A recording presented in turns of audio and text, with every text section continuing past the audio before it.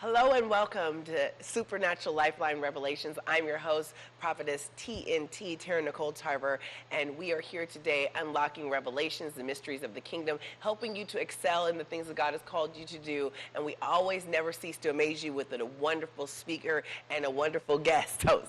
So today I get the honor of having Miss Deborah Smith-Pegues. Deborah, it is an honor to have you today, first of all. Prophetess, I am so glad to be here with you. This is amazing. We've been together in another venue, and it was wonderful. Thank you so much for having me. You impacted my life that day. I just had to buy all of your books, first of all. And I was glad to actually see that, I felt like it was within you, and it just poured out of you, and I could see God's gift in you to help people. And I really love your calling, and your husband was there helping you that day, too. Yeah. You guys are a good little team, I saw. I love it.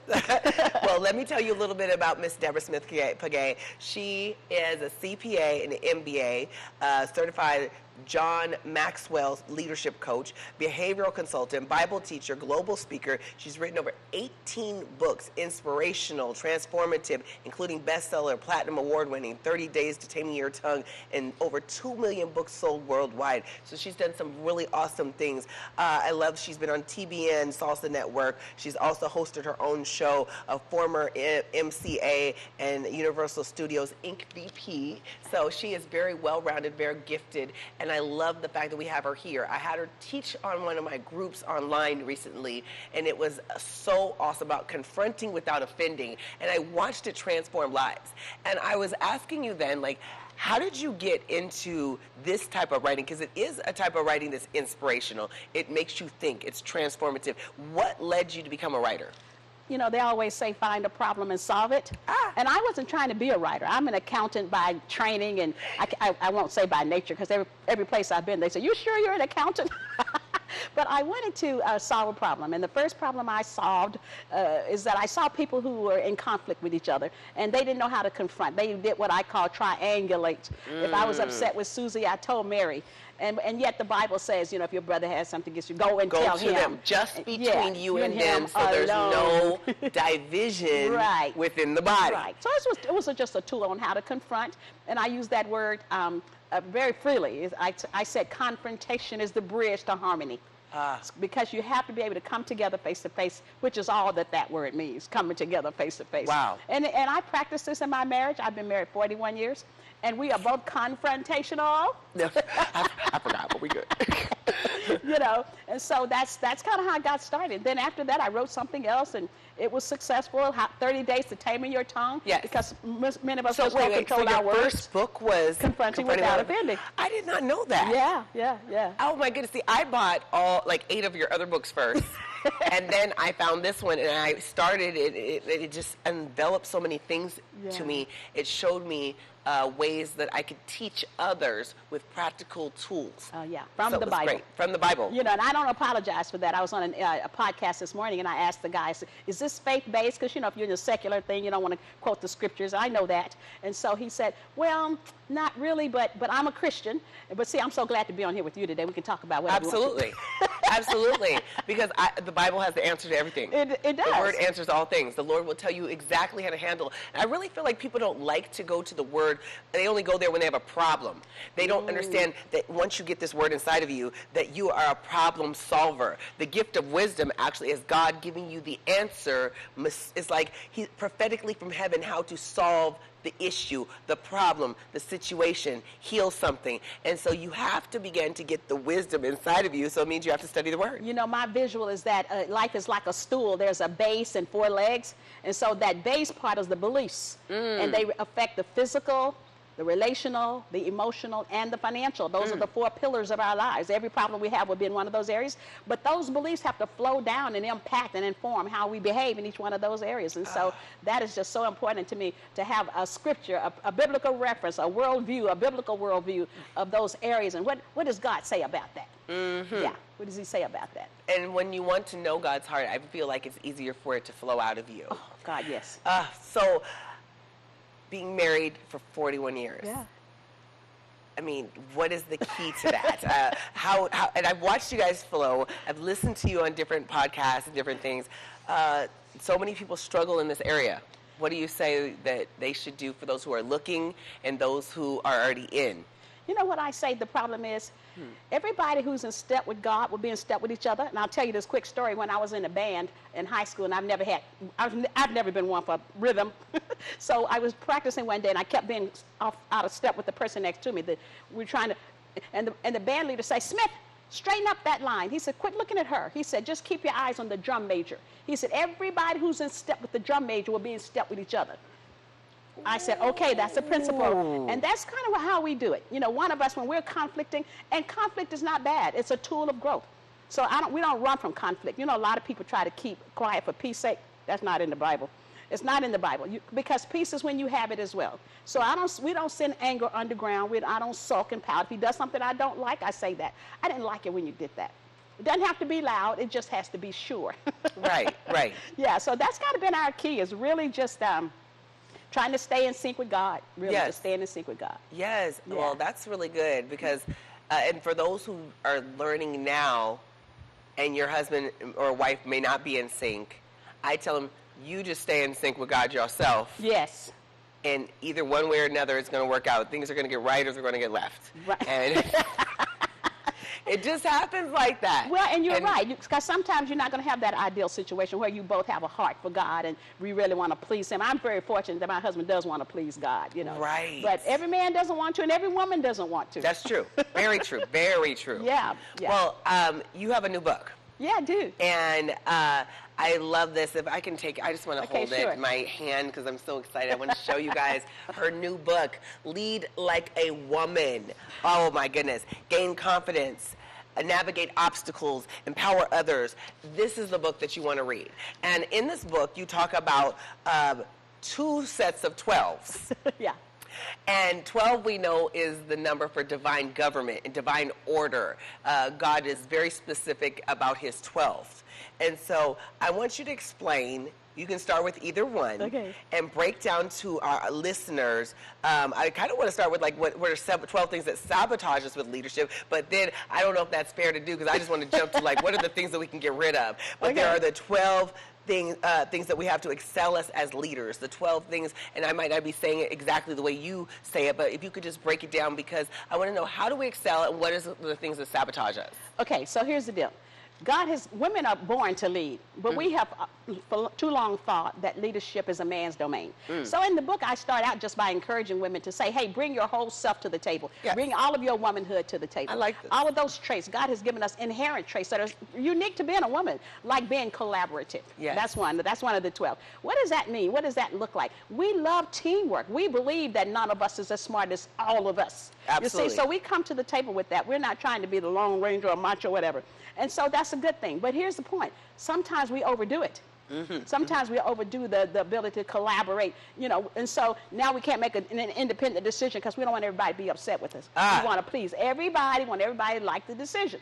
So see, that's where I got to see. You see what I'm saying? Now, in that, speaking of where we're at in our nation right now, I not to deviate from this, but I can just see people in a nation where people want to people please, and they're so concerned about offending, and then people who are controlling, they say that we're not a monopoly, but we say that, hey, we're not a dictator, we want to be a dictatorship and we want to do this, but however, people are forcing their own beliefs upon other people. You cannot say something that they don't like, or else you're automatically labeled as something. How are we, what is this country? I think that is the height of emotional and spiritual maturity. I mean, God made us all unique, so whether I'm right or wrong, it's my right to be right or wrong. You see what I'm saying? So I think that is just so immature. I see all the vitriol on television and on social media. If I like that candidate, oh, you are whatever, and then if you like that one, oh, you are whatever. Right. Like, what is that? Why can't we just accept that person is different? Because you're not going to convince anybody by name calling. Right. You're not going to make me change my vote. Like, people have deleted people. If someone says, hey, I like Trump, they're deleting them. Right. If they say that they like, you know, Biden, Yeah. and now it's a problem. Yeah. And people are literally tearing up relationships because you don't see the same view. what does that kind of behavior equate to? I think that's the spirit of the enemy, because he knows he wants us to divide. Keep in mind, that's his MO. He wants us to divide because unity is where he commands the blessing. And so families have split because, you see, if we get together, he knows what's going to happen. Right. He knows what's going to happen. Well, the Tower of Babel says, he tells them, they is one. And it was not a typo. Right. They is one. Behold, the people is one. They is one. They're Yes, one. yes. Is one, meaning they are the same heart, Right. the same mind, the same goal. And he says he came down to look and see what they were doing because there was a oneness. And he says, if they continue this, they can do anything. They're going to do it. They're going to do it. Anything. Right. Anything. Anything they want to do, when you come together Yes. in a oneness, it will be unstoppable. And I'm surprised that Christians don't see that. I mean, sometimes we can see it in our marriage when we're clashing. You know, we've been in the house several months now by ourselves. Right. If you didn't know your spouse before, you definitely know them now. You're like, who are you? Yeah, right. Well, now you know who your kids are, you know who your spouse Right, is, right. because you've had to look each other in the face and deal with one another. And sometimes you got to look beyond what that person's actions are doing and what he's doing, and just see, what is this? Sometimes there's just a spirit of division that Yes. you just got to take authority over And a lot of say, I'm pride. not going to do that. A Yeah, lot of a lot pride. of that. A lot of that. A lot- Selfishness. humility I is want it fine. my way. All of that. I'm coming right back to where we were Sure. on the number one, but literally I watched something the other day that just touched my heart about this man that went to the leader of the Klan, of Ku Klux Klan. A black man went to this Caucasian man, and they had a meeting at a hotel. When he realized he was black, it was like, okay. But he took the interview, and he interviewed him, and he listened to him, and then he listened back. And they said in the interview, like, I guess there was like water or something that with some ice in it, and all of a sudden they heard this, and everybody was looking like his guy. He had a Hawkeye guy, and the guy had his gun too. And he said he was sitting there the whole time with his gun. The Ku Klux Klan leader had the guy with the gun there, Wow. and they heard the ice. And he thought it was him, and he thought it was him, and he realized they were both just two scared people Wow. sitting there. They realized it was the ice that shifted. Wow. And then when he left, he said, I liked our conversation. I think I'll see you again. And said, okay. So they did a couple more. And then after a year, they're meeting, mind you, this is a Ku Klux Klan leader, and he's meeting with an African-American man, and they're conversing, and they're not judging each other's ideas, but they're listening. And so then he brings him to his house. And when he brings him to his house, now after a while, after about a year and a half, the hawk doesn't have to be there. No gunman there. You're gone. Wow. And so all of a sudden, he's won him. And he leaves the Ku Klux Klan, and you see the man at a rally saying, this black man will at least listen to what I have to say. You people don't have an ear to hear anything, and I'm done with you. And he leaves. But this man has pulled like 30 people out of the Ku Klux Klan by listening. And that's key. That's what we need now. We're not listening to each other. You know, if people just get together, you hear my story. If I don't look like you and you hear my story, I keep preaching that. We have to listen. This thing starts on a one-on-one basis. Yes. Because you are minimizing, a lot of times whites minimize our pain because they just don't know. They haven't walked in our shoes. Right. So sure, they'll say there's no such thing as systemic racism because you've never been affected by it, you see. But a lot of black people have some issues too. And so I wrote a little piece called 10 Things Whites Can Do and 10 Things Blacks Can Do to bridge the racial divide. It's just an Really? article. Yeah, but everybody's been trying to get it and Where's talk this- about it. Where's this article? It's on my website, I'm going to the website. confrontingissues.com. But you know what? One of the things I tell black people, don't get stuck. You know, I always say I'm never a victim. You know, I've never failed. I just learned, you know. That's So, right. yeah. And so I say don't get stuck in the pain of the past. But also I tell the white people, listen, we're not protesting just the pain of the past. We're talking about present racism, okay, present day. And so it needs to stop. We need allies. We need you to not minimize our pain. Don't tell us to pull ourselves up by our bootstraps. Some people didn't get the boots. You know what I'm saying? And so when we talk And about you them who are being strong yes. ought to bear the infirmities Yes. of the weak. Not that we're saying we're weak, but if you Right. see your brother and sister that has a need, then help them. And we sometimes need one we're another. voiceless like that. The Bible says, speak up for the voiceless. You know, we need allies. We need white people to help us. The We truth do. of the matter is we're under, 15% of the population in the United States, Right. black people are. So clearly we need some majority support. Well, if you think about Harriet Tubman, she didn't get to where she got without white people helping her. And Martin Luther King. And that's exactly where I was going. Yep. And so every time there is a transformation and a major change in a nation, Yes. it has had people of different colors coming together, working as one unit. And you know what? It doesn't even matter about money at that point. No. Because when you talked about the story earlier of the Tower of Babel, Yes. they didn't run out of materials, they didn't run out of money, they didn't run out of manpower. They ran out of the ability to communicate. Yes. That's it. That's what, as soon as the communication, the only way God was going to stop them was bringing a division in their communication. Right. That's right. And that's where you can see when we Yeah. can communicate, when we can love, when we can have understanding, when we can bear somebody else's pain, when we can protect someone. Yes. It doesn't matter if they're a Muslim. It doesn't matter if they're a fornicator. It doesn't matter if they're a liar. You can bridge all those things Yeah. through the love and understanding of listening. And so I give your audience a challenge. What? Why don't you just go 24 hours without criticizing anybody for any reason? Don't criticize anybody for any reason. Just 24 hours. Don't speak ill of the president. Don't speak ill of any other candidates. Come on. Your family members. Why don't you just look for the good? Because there is something in there. I'm challenging you. If you've not heard this, and she says 24 hours, but I'm going to say for 3 days. I like Take 3 days and challenge yourself. In Isaiah 6:1, he says, "Who can I send?" He says, Isaiah says, "I am a man of unclean lips, and I dwell among a people of unclean lips." If we tame our tongue, we can tame anything. God says the tongue has to be tamed. No man can tame the tongue, so you have to ask God to help you. So for 3 days, 72 hours, I want you to challenge yourself and get your friends and your family. Let's not criticize anyone. Let's not say anything negative. Let's catch every negative thought. Let's bring it captive, and let's begin to speak life and be positive. I'm going to have my group do it. No, it's great to do it. You know what? Because it's contagious. When somebody's being critical of others to you, don't chime in.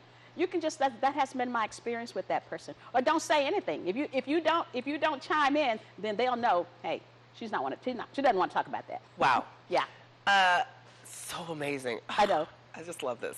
You know, I feel like you always have solutions. What's funny is when you sit with an author, you guys, that you've read a bunch of their books, like I even have your financial workbook, the one that was in the workbook pages and you could turn the pages. Yeah. I still have it. I know exactly where it is right now. My I've goodness. used it with some of my married couples who were going to get married before. I've read through your things. I love the stories. It has changed my life. So I feel like I actually know her so well. But you know, there's so much more to her. But I just know a lot of your mind and how you think, and I just really appreciate it. So I want you to go ahead and talk to us more about these 12 pillars. Okay, so let me just knock this out really quick, because so I want to talk a little bit about the tendencies that we have as women that sabotage our progress. Okay. First of all, they did a study. They've done a number of studies, but when they study the competencies of people, leaders, of the 10 competencies that they study, women excel in 8 of them. The ones we don't excel in is confidence. Oh. We don't excel in confidence. Why is that? I think we've bought into the story, the lie, that leadership is a man's domain. And so we don't, and a lot of times I've even seen women in authority who say, I'm not trying to take over, I'm not trying to boss. Really? Well, if I'm in authority, I'm trying to tell y'all what to do. You are the boss. You are the boss. You are the Wait boss. a minute. You don't have to go be around, the boss. Don't you apologize for being the I'm the boss. boss, because if you have to do that, that means you're not leading right. Wow. Okay. Lead and lead. Okay, so you can command respect. But here's the thing. Confidence, and I see too many women who don't step out, who don't go into those strange territories that they're uncomfortable with, because they're limiting God to their education, their experience. So they'll say, I don't try that because, you know, I'm not good at that. Listen, a man will apply for a job if he has 60% of the qualifications. A woman would only apply if she has 100%. Okay, so here's the deal. You don't need any self-confidence. This is my story here. You don't need any self-confidence. You have the spirit of the Almighty, all-knowing, always present God. All you got to do is show up with that mindset and know that you can't fail. You can only learn. You cannot fail. You hear this? You cannot fail. You can't fail. Show up with the confidence. You cannot fail. You have Almighty God inside of you. So everything that you're not, He can make up for. That's right. So don't limit Him to that, because and listen, you don't have to have delegated authority to take authority. I read this story that I can't put down. It's in 2 Samuel 20, the woman of Abel. when Joab was coming, tearing down the city, trying to get to a man who was hiding out there. This woman who has no position, she comes there and she says, what are you doing tearing up our city? That's not how we do things here. And she has him backpedaling. He said, well, I'm not trying to tear up your city. I'm just trying to find this rubble. She says, we'll throw his head over the wall for you. I'm like, who put you in charge of something? She saved the city. And she didn't collaborate. Wisdom. Sometimes you got to act, then collaborate. Because she went and told everybody, I told him we throw his head over the wall. Right? And they did exactly what she said. Absolutely. Wow. Absolutely. That's so excellent. I love this. Yeah. I saw a bunch of heads shaking and everybody saying yes. See the growth in the room. I love it. Transforming minds, renewed minds. It's amazing when you show up that kind of confidence. Yes. Just remember, confidence means with trust. So you don't need self-confidence, because self-confidence is with trust in self. So you need Godfidence. You need supreme confidence, not self-confidence. Godfidence. That's supreme confidence. Supreme confidence is what you need. And I love this because I'm trusting in God's ability. And he wants us. The word believe means to adhere to, trust in, and rely on confidently in him. So I'm relying on him. And people say, sometimes they say, well, Prophetess Taryn, when you walk in the room, you just command the room. And I was like, I do? And see, I'm not trying to command the room. No. It's just who I am now, because I've had to learn to keep my head up. I had to learn to not have shame and doubt and worries. I had to learn what you said from the beginning. Yeah. There are no mistakes. No, just lessons. Just lessons. And then they want to say, how did you learn all that? I said, I went through a lot of things, and that's why I have your answer. So now I dwell in, and I believe you do too. Yes. The Bible talks, well, one of my very prominent Bible scholars, Prophet Lovi, he talks about the realm of answers. So you gained wisdom, and the Proverbs talks about gaining wisdom and what you went through. So, and what you've listened to, and being able to tap into the mind of God, you dwell now in the realm of answers. So like when my spiritual children come and talk to me, they have a situation and they're all excited and they're all the way up here when they're talking to me. And by the time in 2 seconds, I've made it seem this small. And they're like, oh. Because there is nothing too big. Nothing too big. Nothing too big, too hard for God. There's a fish called a remora. It attaches itself to the underbelly of a shark. It's a really, really interesting sight to watch, because it feeds on what comes out of the mouth of the shark. Really? It just stays attached. God has given it a mechanism where its head attaches to the, and when the shark kills its prey, it just feeds on what comes out of the shark's mouth. It can go anywhere in the ocean as long as it stays connected to the shark. I was reading that one day, and the Lord said, that's the kind of relationship I want. That's the kind of relationship I want with my children. Stay connected. You can go to places you could never go before. You don't have to worry about anybody, because you got what nobody can touch. Nobody can touch. And I have been in situations like that where God revealed things on the spot, things I didn't know. But here's how we prove to God we're going to do it. We're going to show up. We're going to show up. We're not going to wait. We're not going to wait till it's perfect, till we feel confident. We're going to show up for those situations where we feel totally unqualified. So I want to challenge you really quickly. Okay. So, and we're going to have to stay here and extend our talk, because I have to move into the next segment with you, because I just can't stop this. This is so good. And I know that you want to keep hearing these too. So I'm going to be not the devil's advocate, but the devil's advocate. People let fear stop them. And I was reading with the 300 men with Gideon, right? And there is a type of fear that makes you turn back. Everybody, he said, you have too many men with you for this victory, because God wants to be in your victory. He says, tell everyone who's fearful to turn back. 19,000 men turn back? You mean you trained 19,000 men that didn't understand what they were training for? You mean that 19,000 men were saying, I'm going back? Because it's contagious. I was like, what? And so then he says, you still have to have too many men in. So he says, okay, let's do another test. He says, all right, go down to the water. When they get down to the water, every man that licks the water, laps like a dog, go ahead, and he has to go back. And he says, so because it was showing that they're not really prepared.